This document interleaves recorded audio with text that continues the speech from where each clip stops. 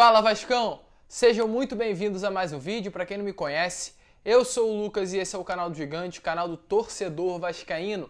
E vamos que vamos, rapaziada, para mais um vídeo trazendo todas as notícias, todas as novidades para você, torcedor. E no vídeo de hoje, vamos falar aí sobre o Luxemburgo. Ontem, tivemos a notícia que ele não é mais o treinador do Vasco da Gama, diferentemente do que aconteceu lá na sua primeira passagem, onde ele conseguiu livrar o Vasco. Dessa vez a mesma coisa, não conseguiu ser realizada dentro do Vasco da Gama, Vasco rebaixado, casamento ali entre Lucha e Vasco da Gama sendo finalizado e novos nomes já começam a ganhar muita força dentro do clube. Iremos falar sobre isso, inclusive bons nomes aí para comandar o Vasco nessa próxima temporada. Falaremos sobre elenco, sobre o jogo de hoje contra o Goiás, sobre a anulação da partida no STJD, que começa a ganhar muita força e movimentação, e todas as notícias. Então, torcedor, se você quer ficar por dentro de todas as notícias do meu, do seu e do nosso clube do coração, fiquem ligados aqui no canal do Gigante.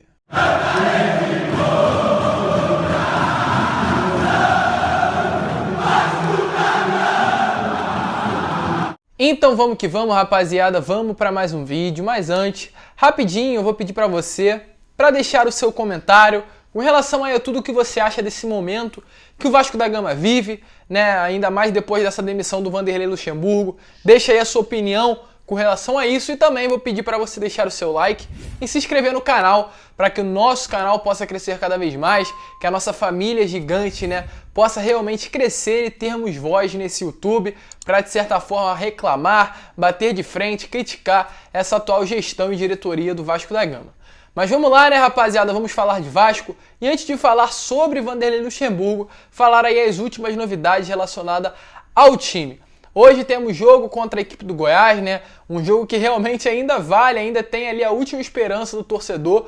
O Vasco tem que tirar uma diferença de 12 gols aí para se livrar, de certa forma, desse rebaixamento. O Vasco ali vai enfrentar o Goiás às 9h30 e no outro jogo vai ter Fluminense e Fortaleza no Maracanã também.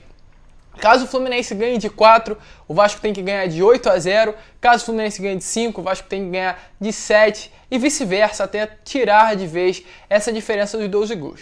A diretoria, a comissão técnica, acredito mesmo que até os jogadores não acreditam e não compraram essa ideia dos 12 gols. De certa forma, é praticamente impossível tirar essa vantagem, ainda mais um time que não conseguiu fazer gols nos últimos 5 jogos. É pedir demais que o Vasco, de certa forma, consiga fazer 12 gols no Goiás, mesmo sendo uma equipe muito limitada. Isso é algo que sai totalmente da compreensão e da cabeça do torcedor vascaíno.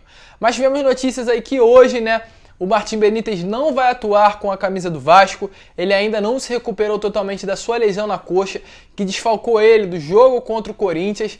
Então, realmente, é um jogador bom, de certa forma, um jogador importante para a equipe, um jogador muito caro também para o Vasco da Gama, mas acredito que essas lesões, essas partidas que ele ficou de fora, acabou chateando muito também o torcedor, que era um jogador ali que o time e o clube, de certa forma, contava para conseguir se livrar desse quarto rebaixamento e não pôde contar com o Benítez por conta aí de todo esse seu histórico de lesão ao longo do Campeonato Brasileiro. É, sem dúvidas nenhuma, um excelente jogador, mas isso daí dificulta muito aí uma sequência boa e também uma permanência na equipe, fazendo com que o Vasco jogue bem e dependa do jogador, E também falar com relação à entrevista coletiva de sexta. Jorge Salgado, que ainda não botou a cara, para falar com relação ao rebaixamento do Vasco da Gama, só irá se pronunciar com relação a isso aí na sexta-feira, amanhã. O prazo ali era terça, mudou a entrevista para sexta-feira e além dele tivemos notícias que vai estar presente também o Alexandre Pássaro, o atual diretor executivo do Vasco da Gama,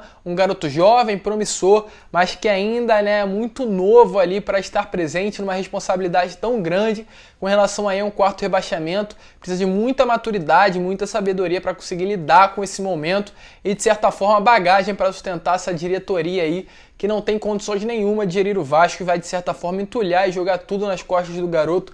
Sem dúvidas nenhuma, mas entrevista coletiva marcada para amanhã. Eu quero ver muito o que o senhor Jorge Salgado irá falar aí nesse momento. Falar antes de Luxemburgo, antes de chegar no assunto do Vanderlei, falar com relação ali à anulação do STJD, que muitas pessoas estão perguntando.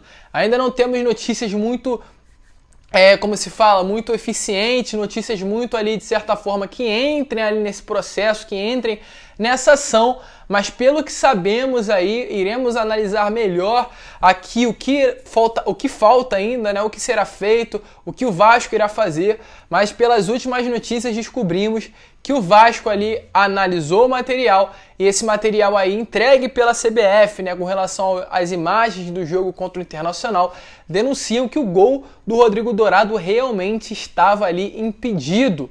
A partir daí muda totalmente a história do jogo, a partir daí definitivamente uma anulação começa a ser cogitada de uma forma maior e mais forte dentro do clube, até por conta, né, disso de certa forma prejudicar totalmente, porque acredito que nesse momento da competição nenhum gol impedido foi ali marcado e afirmado de forma ali concreta pelo VAR e pelo árbitro também, e o Vasco de certa forma saiu muito prejudicado por conta dessa descalibragem aí apurada pelo VAR, e isso pode causar aí de certa forma anulação. Então, além de o Vasco ali de certa forma se preocupar com isso, tem que se preocupar em vencer a partida contra o Goiás hoje, porque não adianta nada o Vasco perder a partida, ter a partida anulada, né, contra o Inter e remarcada, e hoje não garantir os 3 pontos contra a equipe do Goiás e fazer só uma vergonha, um escarcéu, para não depender, porque não vai conseguir chegar na partida contra o Inter ainda com vida. Porém, há sim chances ainda dessa partida ser anulada, e quando tiver mais notícias concretas,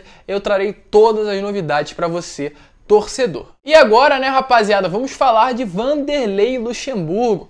Sem dúvida nenhuma, né, um dos personagens aí que marcou o torcedor vascaíno nesses últimos anos, na primeira passagem dele em 2019, quando ele conseguiu livrar o nosso time de um quarto rebaixamento, uma passagem realmente que marcou o torcedor, uma saída muito conturbada com relação à direção, o não pagamento de salários, ali promessas não cumpridas por Alexandre Campelo fizeram ali o Luxemburgo ser desligado do clube, e ele retornou aí, né, nesse final de 2020 com a missão de livrar mais uma vez o Vasco do rebaixamento.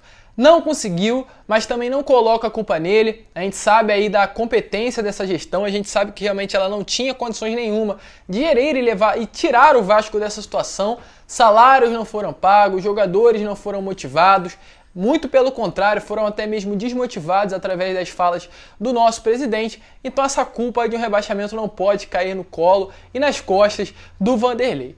Porém, apesar disso tudo, ontem aí foi oficializada o desligamento, né, a saída do Vanderlei Luxemburgo do comando técnico do Vasco da Gama. Um técnico sem dúvidas nenhuma que marca passagem pelo Vasco, tanto positivamente em 2019 quanto negativamente agora dessa vez, mas que também ali tem um carinho muito grande pelo torcedor vascaíno. O torcedor vascaíno aprendeu a gostar do Vanderlei e vai marcar história aí, sem dúvidas, no nosso clube.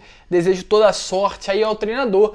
E inclusive, apesar, aliás, da saída do Vanderlei, tivemos notícias aí que a diretoria trabalha para permanecer com alguns integrantes da comissão técnica do Luxemburgo, sendo o principal deles ali o Maurício Copertino, né, o auxiliar. A diretoria gosta muito do trabalho do Copertino e espera que ele permaneça aí para ser o auxiliar do novo futuro técnico do Vasco aí nessa Série B do Campeonato Brasileiro.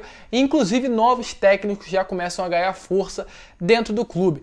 3 nomes principais aí, sendo eles Zé Ricardo, Thiago Nunes e ali o ex-técnico, né, do São Paulo, Fernando Diniz. 3 técnicos de certa forma conhecidos. O Thiago Nunes teve uma excelente passagem pelo Atlético Paranaense ali em 2019, o Thiago Nunes, né, no caso, fazendo um belo trabalho. O Fernando Diniz até agora não conseguiu, né, de certa forma, se firmar no campo, nenhum time do Brasil. Fez ali um bom trabalho no meio no São Paulo, porém depois começou a decair e foi demitido. E o Zé Ricardo tem passagens pelo Vasco, e passagens inclusive muito positivas ali, levando o Vasco até a Libertadores no Campeonato Brasileiro de 2017. Esses nomes aí agradam a diretoria, principalmente o nome aí de Zé Ricardo agrada uma grande parte ali, né, da diretoria. Porém, acredito que além do Zé Ricardo, os dois que têm mais força realmente são o Fernando Diniz e o Thiago Nunes. Até porque, né, o Alexandre Pássaro, o atual diretor executivo, trabalhou com o Fernando Diniz, aliás, no São Paulo, e tem aí essa proximidade, fazendo com que facilite até uma possível negociação e transferência do Fernando Diniz para o Vasco da Gama. O porquê desses dois treinadores, né, rapaziada? Porque a gente sabe ali que realmente o Thiago Nunes e o Fernando Diniz têm 2 estilos de jogo, né, muito diferentes de todos esses técnicos aí ao longo do Brasil. E esse é um desejo da atual diretoria, fazer fazer com que o Vasco tenha o seu próprio diferenciado estilo de jogo com relação às outras equipes e mudar um pouco, né, a visão, mudar um pouco ali o padrão de jogo do Vasco da Gama nessa nova temporada. Dois nomes bons que realmente me agradam muito. Acredito ali que o Fernando Diniz é um cara meio doido, mas infelizmente precisamos ter jogadores de qualidade para se adequar ao trabalho do Fernando Diniz, porque a gente sabe que é um trabalho que mexe muito com toque de bola, com passes ali em dificuldade, e não adianta nada a gente ter um técnico desse, ter um Wesley, um ali Pikachu na lateral, que definitivamente vai só prejudicar o trabalho do treinador e ali o desenvolvimento da equipe. Acredito que o Thiago Nunes possa fazer um excelente trabalho por conta do que ele fez com o Atlético Paranaense, foi campeão da Sul-Americana e da Copa do Brasil com o Wellington, né, de capitão da equipe. Então acredito que um nome que me agrada muito dentre esses três aí realmente é o Thiago Nunes, mas deixa aí no comentário qual é a sua preferência. E além desses três nomes, uma parte da diretoria do Vasco quer que seja contratado um técnico de Série B. Exatamente isso, rapaziada. A diretoria quer que o Vasco vá no mercado na Série B, Série C do Campeonato Brasileiro e não da Série A. Esqueça a Série A. Pegue um técnico com experiência nessa competição aí da Série B do Campeonato Brasileiro, experiência em competições de certa forma menores dentre aí o futebol nacional. Acredito que com essa ideia aí de parte da diretoria iria apequenar cada vez mais o Vasco e fazer com que o Vasco permanecesse aí, concretizasse a permanência na Série B do Campeonato Brasileiro, mas é uma ideia, nada concreto, nomes especulados, e quando tiver aí definitivamente algo oficializado, trarei todas as notícias para você, mas não deixe de deixar aí nos comentários a sua opinião e também quem você acha que deve estar no comando do Vasco nessa próxima temporada. Mas rapaziada, esse foi o vídeo. Se você curtiu, é claro, vou te pedir para deixar o seu like, se inscrever, compartilhar esse vídeo para que todos os vascaínos possam ter acesso ao meu conteúdo, e volto a repetir, para que a nossa família possa crescer cada vez mais e ter voz aqui dentro dessa plataforma para a gente brigar, reclamar, mostrar e de certa forma dar voz ao torcedor vascaíno. Muito obrigado por você ter assistido esse vídeo, um grande abraço, vamos que vamos e saudações vascaínas!